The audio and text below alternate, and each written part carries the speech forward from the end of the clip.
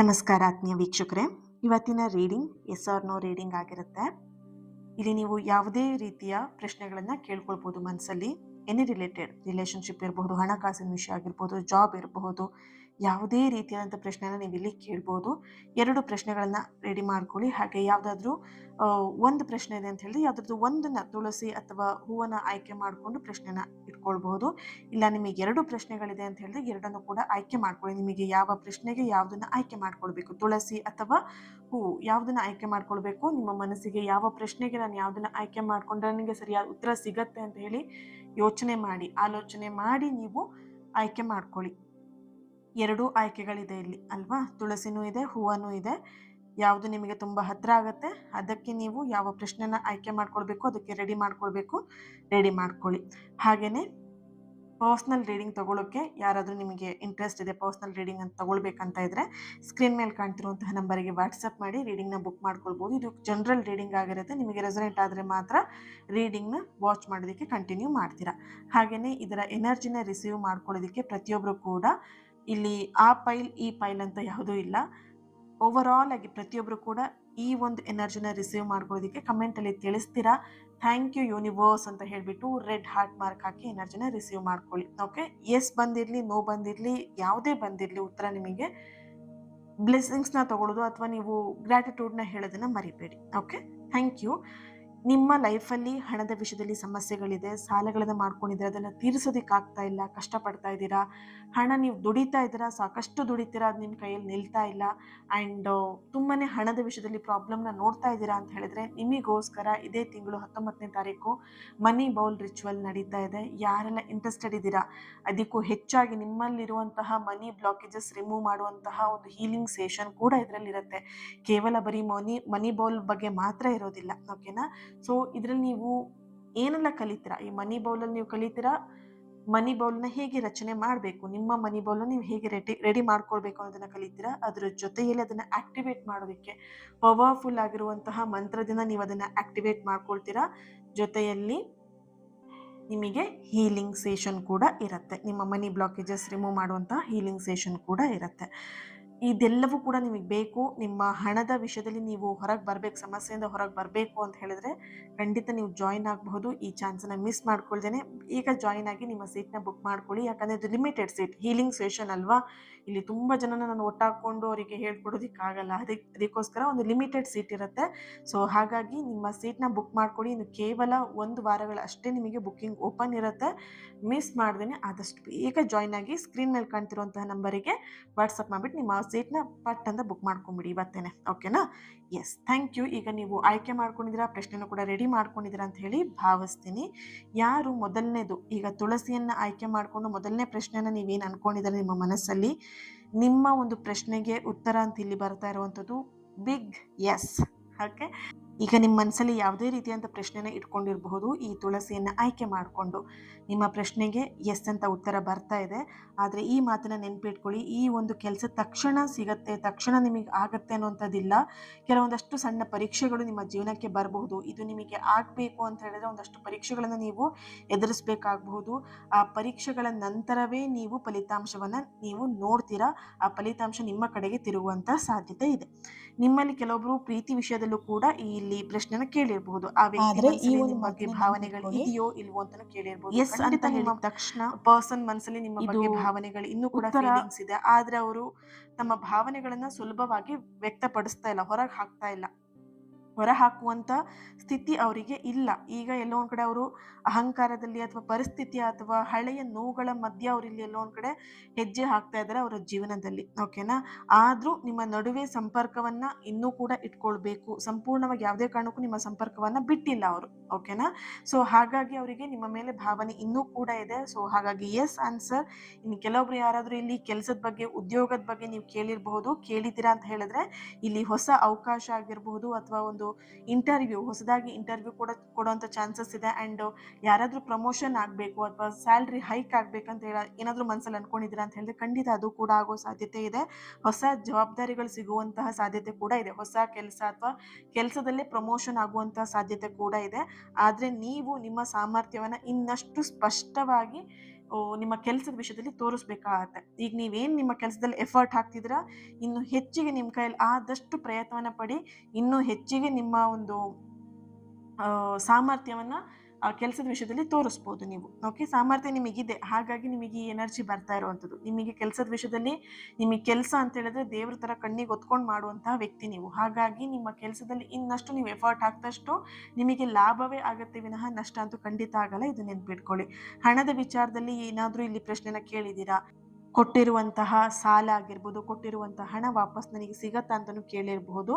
ಇಲ್ಲಿ ಹೆಚ್ಚಾಗಿ ಎನರ್ಜಿ ಬರ್ತಾ ಇರುವಂಥದ್ದು ಖಂಡಿತ ನೀವು ಕೊಟ್ಟಿರುವಂತಹ ಹಣ ಖಂಡಿತ ನಿಮ್ಮ ಕೈ ಸೇರತ್ತೆ. ನೀವು ಕಷ್ಟಪಟ್ಟು ದುಡ್ದಂತಹ ದುಡ್ಡದು, ಓಕೆನಾ?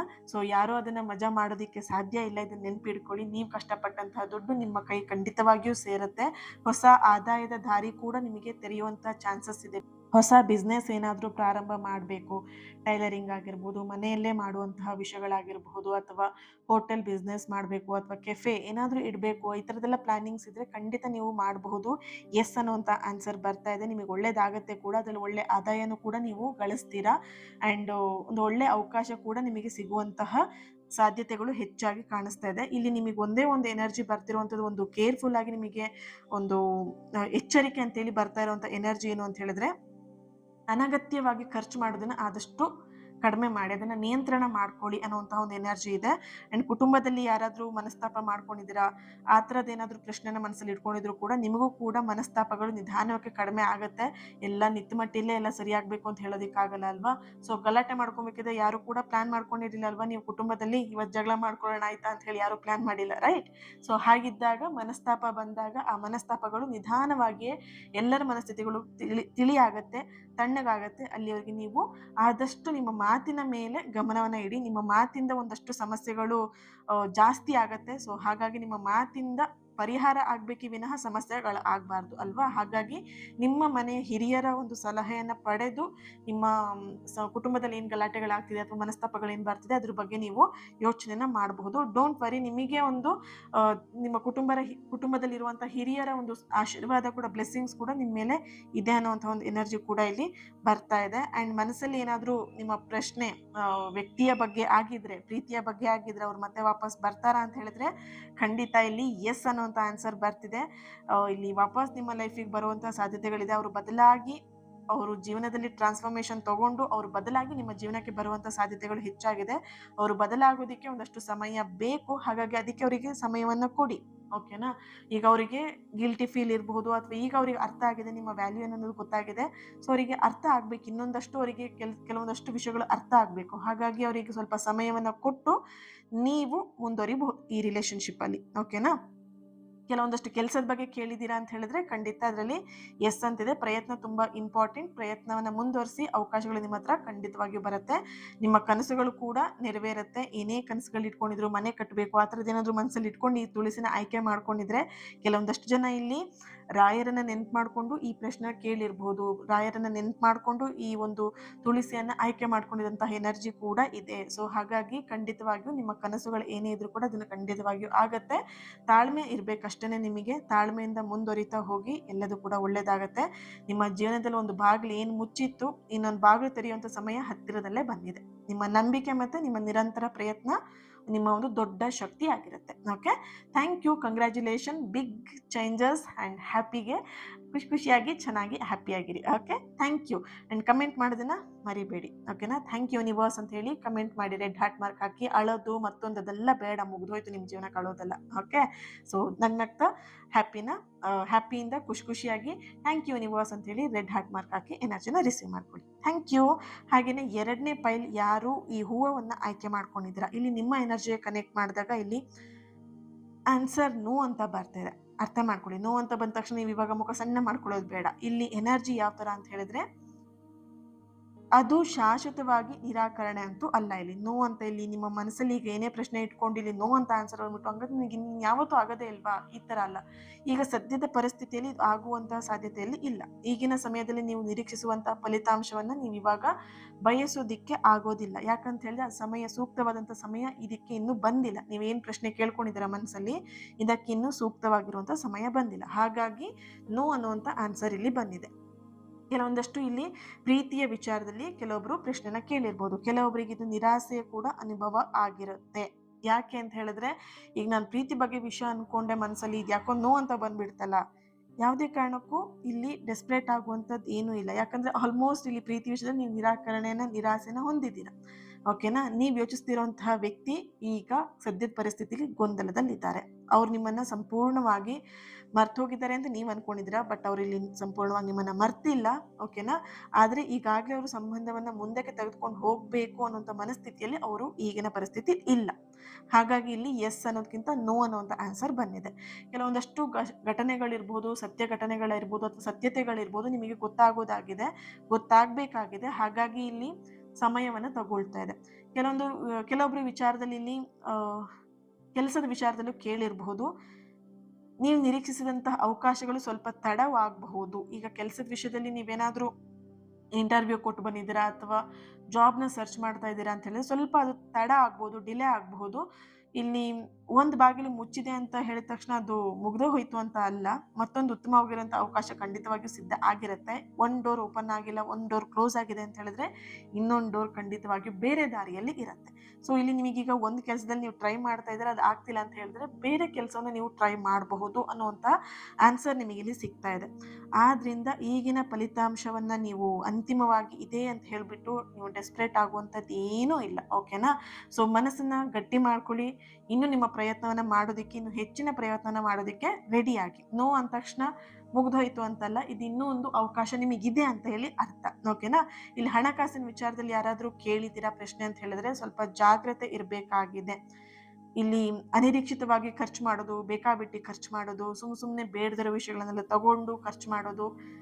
ನೀವು ಅಮೌಂಟ್ನ ಇನ್ವೆಸ್ಟ್ ಮಾಡ್ತಾ ಇದ್ದೀರಾ ಅಂತ ಹೇಳಿದ್ರೆ ಒಂದು ವ್ಯಾಲ್ಯೂ ಆಗಿರಬೇಕು. ನೀವು ಏನಕ್ಕೆ ಪೇ ಮಾಡ್ತಾ ಇದ್ದೀರಾ, ಅದು ನಿಮಗೆ ಏನು ಕೊಡುತ್ತೆ.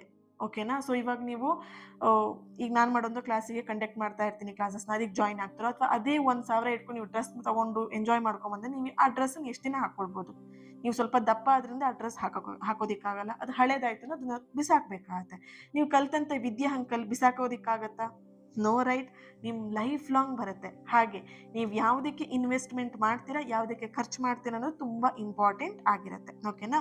ಇಲ್ಲಿ ಯಾರನ್ನಾದ್ರೂ ಅತಿಯಾಗಿ ನಂಬಿಟ್ಟು ಹಣ ಕೊಡ್ತಿದ್ದೀರಾ ಅಂತ ಹೇಳಿದ್ರೆ ಆ ವ್ಯಕ್ತಿ ಬಗ್ಗೆ ಗಮನ ಇರಲಿ. ಸುಮ್ಮನೆ ಯಾರನ್ನೂ ನಂಬಿಟ್ಟು ಹಣ ಕೊಡೋದಕ್ಕೆ ಹೋಗ್ಬಿಡಿ. ಯಾಕಂತೇಳಿ ನಿಮ್ಮ ಎನರ್ಜಿಗೆ ನೋಡಿದಾಗ ಈಸಿಯಾಗಿ ಒಬ್ರು ನಿಮ್ಮನ್ನ ನಂಬಿಸ್ಬೋದು, ನೀವು ಈಸಿಯಾಗಿ ಒಬ್ರನ್ನ ನಂಬಿಡ್ತೀರಾ. ನಂಬಿಟ್ಟು ಮೋಸ ಹೋಗುವಂಥ ಸಾಧ್ಯತೆಗಳು ಹೆಚ್ಚಾಗಿ ಕಾಣಿಸ್ತಿದೆ.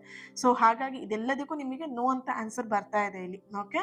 ಆ್ಯಂಡ್ ತುಂಬ ದೊಡ್ಡದಾಗಿ ಏನಾದರೂ ಒಂದು ಇನ್ವೆಸ್ಟ್ಮೆಂಟ್ ಮಾಡ್ತಾ ಇದ್ದೀರಾ ಅಂತ ಹೇಳಿದ್ರೆ ಸ್ವಲ್ಪ ಯೋಚನೆ ಮಾಡಿ. ಈಗ ಅದು ಸೂಕ್ತ ಸಮಯ ಅಲ್ಲ ನೀವು ಇನ್ವೆಸ್ಟ್ಮೆಂಟ್ ಮಾಡೋದಕ್ಕೆ. ಸ್ವಲ್ಪ ತಾಳ್ಮೆಯಿಂದ ಇರಿ, ಯೋಚನೆ ಮಾಡಿ, ಸ್ವಲ್ಪ ಸಮಯವನ್ನು ತಗೊಂಡು ಈ ಒಂದು 15 ದಿನ ಅಥವಾ ಒಂದು 20 ಡೇಸ್ ಬಿಟ್ಟು ನೀವು ಕೆಲಸಕ್ಕೆ ಕೈ ಹಾಕ್ಬೋದು. ಇನ್ವೆಸ್ಟ್ಮೆಂಟ್ ಮಾಡ್ತೀರಾ ಅಂದರೆ ಆವಾಗ ನೀವು ಮುಂದುವರಿಬೋದು. ಈಗ ಸದ್ಯದಲ್ಲಿ ಅರ್ಜೆಂಟಲ್ಲಿ ನೀವು ಇನ್ವೆಸ್ಟ್ಮೆಂಟ್ ಮಾಡೋದಕ್ಕೆ ಹೋಗ್ಬೇಡಿ. ಕೈಯಲ್ಲಿ ಹಣ ಇದೆ, ನಾನು ಇದಕ್ಕೆ ಇನ್ವೆಸ್ಟ್ಮೆಂಟ್ ಮಾಡ್ಬಿಡ್ತೀನಿ ಜೈ ಅಂತೇಳಿ ಹೋಗ್ಬೇಡಿ ಯಾವುದೇ ಕಾರಣಕ್ಕೂ. ಓಕೆ? ಆ್ಯಂಡ್ ಕುಟುಂಬದಲ್ಲಿ ಏನಾದರೂ ಪ್ರಾಬ್ಲಮ್ ಆಗಿದೆ ಅಥವಾ ನಿಮ್ಮ ಸಂಬಂಧ ಪ್ರಾಬ್ಲಮ್, ಕುಟುಂಬ ಅಂದ ತಕ್ಷಣ ಇಲ್ಲಿ ನಿಮ್ಮ ಗಂಡ ಹೆಂಡತಿ ವಿಷಯದಲ್ಲಿ ಆಗಿರ್ಬೋದು, ನಿಮ್ಮ ಪಾರ್ಟ್ನರ್ ವಿಷಯದಲ್ಲಿ ಆಗಿರ್ಬೋದು, ಏನಾದರೂ ಇಲ್ಲಿ ಪ್ರಾಬ್ಲಮ್ಗಳು ಆಗಿದೆ ಅಂತ ಹೇಳಿದ್ರೆ ಎಲ್ಲೋ ಒಂದು ಕಡೆ ನಿಮ್ಮಿಬ್ಬರ ಮಧ್ಯೆ ಮಿಸ್ಅಂಡರ್ಸ್ಟ್ಯಾಂಡಿಂಗ್ ಆಗಿದೆ ಅಷ್ಟೇ ವಿನಃ ಬೇರೆ ಎಲ್ಲೇನೂ ಸಮಸ್ಯೆಗಳಿಲ್ಲ. ಆ ಮಿಸ್ಅಂಡರ್ಸ್ಟ್ಯಾಂಡಿಂಗ್ನ ಕಡಿಮೆ ಮಾಡಿಕೊಂಡ್ರೆ, ಆ ಮಿಸ್ಅಂಡರ್ಸ್ಟ್ಯಾಂಡಿಂಗ್ ಏನಿದೆ ಅದನ್ನು ಅಂಡರ್ಸ್ಟ್ಯಾಂಡಿಂಗ್ ಮಾಡಿಕೊಂಡ್ರೆ ರಿಲೇಷನ್ಶಿಪ್ ಮತ್ತೆ ಸರಿ ಆಗತ್ತೆ. ಇಲ್ಲಿ ಭಯ ಪಡುವಂಥದ್ದು ಏನೂ ಇಲ್ಲ. ಪ್ರತಿಯೊಂದು ವಿಚಾರಕ್ಕೂ ತಕ್ಷಣ ಪ್ರತಿಕ್ರಿಯೆ ಕೊಡದೇ ಇದ್ರೆ ಒಳ್ಳೆಯದು. ನಿಮ್ಮ ಪಾರ್ಟ್ನರ್ ಜೊತೆಗೆ ಮಾತಾಡಬೇಕಿದ್ರೆ ತಕ್ಷಣ ಇವರಿಗೆ ಏನೋ ಉತ್ತರ ಹೇಳಿದ್ರು, ಅವ್ರು ಏನೋ ಕೇಳಿದಂತ ತಕ್ಷಣ ಅವರಿಗೆ ರಿಯಾಕ್ಟ್ ಮಾಡೋದಕ್ಕೆ ಹೋಗ್ಬಿಡಿ. ಸ್ವಲ್ಪ ತಾಳ್ಮೆಯಿಂದ ಇರಿ. ಯಾಕಂದ್ರೆ ಹೇಳಿದ್ರೆ ಈಗಿನ ನಿಮ್ಮ ರಿಲೇಶನ್ಶಿಪ್ ಪರಿಸ್ಥಿತಿ ಅಷ್ಟು ಚೆನ್ನಾಗಿಲ್ಲ, ಸ್ವಲ್ಪ ಹದಗೆಟ್ಟಿದೆ, ಮಿಸ್ಅಂಡರ್ಸ್ಟ್ಯಾಂಡಿಂಗ್ ಇದೆ, ರೈಟ್? ಸೊ ಈ ಸಮಯದಲ್ಲಿ ನೀವೇನೇ ಮಾತಾಡೋದು ಅವ್ರಿಗೆ ತಪ್ಪಾಗಿ ಅರ್ಥ ಆಗುತ್ತೆ. ಹಾಗಾಗಿ ಆದಷ್ಟು ಆ ತಪ್ಪು ಅರ್ಥಗಳನ್ನ ಮಾಡ್ಕೊಳ್ಳೋದಕ್ಕೆ ಹೋಗದೆ ಇದ್ರೆ ಒಳ್ಳೇದು. ಸ್ವಲ್ಪ ಸಮಯ ಕೊಡಿ, ನೀವು ಸಮಯ ತಗೊಳ್ಳಿ, ಅವರಿಗೂ ಸಮಯ ಕೊಡಿ. ಸಮಯಕ್ಕೆ ತಕ್ಕಂತೆ ಮಾತಾಡಿದ್ರೆ ಸಂಬಂಧಗಳು ಇನ್ನೂ ಕೂಡ ಸ್ಟ್ರಾಂಗ್ ಆಗುತ್ತೆ, ಸರಿಯಾಗೋ ಸಾಧ್ಯತೆಗಳು ಹೆಚ್ಚಾಗಿ ಇದೆ ಇಲ್ಲಿ. ಆ್ಯಂಡ್ ಇಲ್ಲಿ ಮನಸ್ಸಲ್ಲಿ ಏನೇ ಪ್ರಶ್ನೆಗಳನ್ನ ಇಟ್ಕೊಂಡು ಇರಬಹುದು. ಮನೆ ಕಟ್ಟೋದಕ್ಕಾಗಿರ್ಬೋದು, ಜಾಗ ತಗೊಳ್ಳೋದಕ್ಕಾಗಿರ್ಬೋದು, ಅಥವಾ ಎನಿ ರಿಲೇಟೆಡ್ ಕೆಲಸದ ವಿಷಯದಲ್ಲೇ ಆಗಿರ್ಬೋದು. ಇದೀಗ ಈ ನಿರ್ಧಾರ ತೆಗೆದುಕೊಳ್ಬಹುದಾ ನಾನು ಅಂತ ಹೇಳ್ಬಿಟ್ಟು, ಆದರೆ ಉತ್ತರ ಇನ್ನೂ ಕೂಡ ನಿಮಗೆ ಬೇಡ ಅಂತ ಇಲ್ಲಿ ಬರ್ತಾ ಇದೆ. ಯಾಕೆ ಅಂತ ಹೇಳಿ ಈಗ ನೀವು ನಿರ್ಧಾರ ತಗೊಂಡ್ರೂ ಕೂಡ ನಿಮ್ಮ ಒಂದು ಸಮಯ ಅಷ್ಟೊಂದು ಒಳ್ಳೆಯದಾಗಿ ಇಲ್ಲದೆ ಇರೋ ಕಾರಣ ನೀವು ತಗೊಂಡಂಥ ನಿರ್ಧಾರ ನಿಮಗೆ ನಾಳೆ ದಿನ ಕಣ್ಣೀರು ಹಾಕೋ ಪರಿಸ್ಥಿತಿ ಬರಬಹುದು. ಹಾಗಾಗಿ ಈಗ ಸದ್ಯದ ಪರಿಸ್ಥಿತಿಯಲ್ಲಿ ಯಾವುದೇ ನಿರ್ಧಾರನ ತಗೊಳ್ದೇನೆ ಸ್ವಲ್ಪ ಮುಂದೂಡಿ. ನೀವೇನೇನು ನಿರ್ಧಾರ ಮಾಡ್ತೀರ ಅಂದ್ರೆ ಸ್ವಲ್ಪ ಅದನ್ನ ಮುಂದೂಡ್ಬಿಟ್ಟು ನಂತರ ನೀವು ನಿರ್ಧಾರಗಳನ್ನ ತಗೊಳ್ಬಹುದು. ಓಕೆನಾ? ಇಲ್ಲಿ ಯಾರು ಈ ಒಂದು ಸೇವಂತಿಗೆ ಹೂವನ್ನ ಯಾರು ಆಯ್ಕೆ ಮಾಡ್ಕೊಂಡಿದ್ದೀರಾ, 2ನೇ ಪೈಲ್ನ ಯಾರು ಆಯ್ಕೆ ಮಾಡ್ಕೊಂಡಿದ್ದೀರಾ, ಯಾವುದೇ ಕಾರಣಕ್ಕೂ ಆತುರ ಮಾಡೋದಕ್ಕೆ ಹೋಗ್ಬೇಡಿ, ನಿರಾಶೆ ಮಾಡ್ಕೊಳ್ಳೋದಕ್ಕೆ ಹೋಗ್ಬೇಡಿ. ನಿಮ್ಮ ಸಮಯ ಬಂದಾಗ ನಿಮ್ಮನ್ನ ಹುಡ್ಕೊಂಡು ಅವಕಾಶಗಳು ಬಂದೇ ಬರುತ್ತೆ. ಓಕೆನಾ? ಈ ಸಮಯವನ್ನ ನಿಮ್ಮ ಬೆಳವಣಿಗೆಗೆ ಬಳಸ್ಕೊಳ್ಳಿ. ಈಗ ನೋವು ಬಂತು ಅಂದ ತಕ್ಷಣ ಅಂತ ಹೇಳಿ ಹತ್ಕೊಂಡಿರೋದಲ್ಲ ಯಾವುದೇ ಕಾರಣಕ್ಕೂ. ಓಕೆ? ಈ ಸಮಯ ನಿಮಗೆ ಒಳ್ಳೇದಲ್ಲ ಅಷ್ಟೇನೆ. ಇದ್ರಲ್ಲಿ ನಾನು ಏನ್ ಮಾಡ್ಬೇಕು, ಒಂದಷ್ಟು ಪ್ರಯತ್ನವನ್ನ ಮಾಡಬೇಕು, ಒಂದಷ್ಟು ಅವಕಾಶಗಳು ಬರೋದಿಕ್ಕೆ ಸಮಯವನ್ನ ಏನ್ ಸಮಯ ಒಳ್ಳೆ ಅವಕಾಶಗಳು ಬರೋದಿಕ್ಕೆ ಏನ್ ಸಮಯ ಇದೆ ಆ ಸಮಯಕ್ಕೆ ನಾನು ಕಾಯ್ತೀನಿ, ತಾಳ್ಮೆಯಿಂದ ಕಾಯ್ತೀನಿ ಅನ್ನುವಂಥ ಮನಸ್ಥಿತಿನ ನೀವು ಬೆಳೆಸ್ಕೊಳ್ಳಿ. ನಿಮ್ಮ ಬೆಳವಣಿಗೆಗೆ ಈ ಒಂದು ಸಮಯವನ್ನ ಬಳಸಿದ್ರೆ ಮುಂದಿನ ಹಂತದಲ್ಲಿ ನೀವು ಈಗೇನ್ ಊಹಿಸ್ತಾ ಇದ್ದೀರಾ, ನೀವೇನ್ ಮನಸ್ಸಲ್ಲಿ ಅನ್ಕೊಂಡಿದ್ರೆ 2ನೇ ಹಂತದಲ್ಲಿ ಅಂದ್ರೆ ನೆಕ್ಸ್ಟ್ ಲೆವೆಲಿಗೆ ಅದು ನಿಮಗೆ ಪಾಸಿಟಿವ್ ಆಗಿ ನಡೆಯುವಂತ ಸಾಧ್ಯತೆಗಳು ಇದೆ. ಯಶಸ್ಸು ಖಂಡಿತ ಕಾಣುವಂತ ಸಾಧ್ಯತೆಗಳು ಹೆಚ್ಚಾಗಿ ಕಾಣಿಸ್ತಾ ಇದೆ. ಓಕೆನಾ? Thank you so much. ಈ ಒಂದು ರೀಡಿಂಗ್ ನಿಮ್ಮೆಲ್ಲರಿಗೂ ಕೂಡ ಕನೆಕ್ಟ್ ಆಗಿದೆ ಅಂಡ್ ಸರಿಯಾಗಿರುವಂತ ಉತ್ತರ ನಿಮಗೆ ಸಿಕ್ಕಿದೆ ಅಂತ ಹೇಳಿ ಭಾವಿಸ್ತೀನಿ. ಇವತ್ತಿನ ರೀಡಿಂಗ್ ಲೈಕ್ ಮಾಡಿ, ಶೇರ್ ಮಾಡಿ, ಹಾಗೇನೆ ಕಮೆಂಟ್ ಮಾಡಿ. ಥ್ಯಾಂಕ್ ಯು ಯೂನಿವರ್ಸ್ ಅಂತ ಹೇಳಿ. 2ನೇ ಪೈಲ್ನ ಆಯ್ಕೆ ಮಾಡ್ಕೊಂಡವರು ಅಷ್ಟೇ ನೋ ಸಿಕ್ತು ಅಂತ ಹೇಳ್ಬಿಟ್ಟು ಸುಮ್ಮನೆ ಇರಬೇಡಿ, ಗ್ರಾಟಿಟ್ಯೂಡ್ನ ಹೇಳಿ. ಓಕೆ?